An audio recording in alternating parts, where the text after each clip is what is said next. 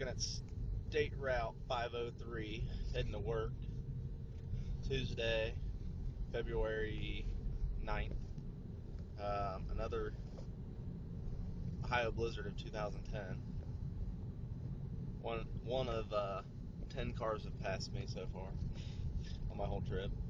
I did about 35, 40 mile an hour on I-70 to get to 503.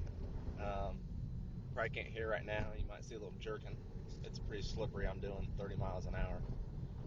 So it's pretty slick out today.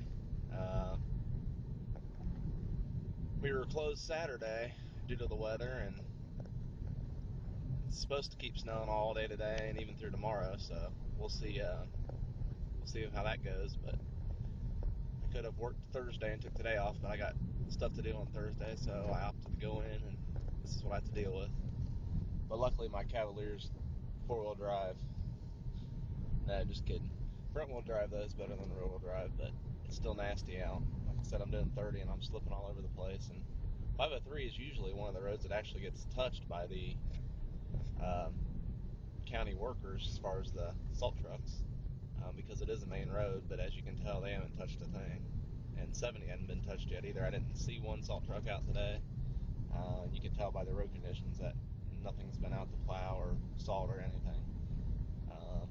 Highway had a couple black areas where you could see some asphalt, but it was few and far between, and it was mainly probably because of semi tracks. So it's pretty nasty out. Have a great day.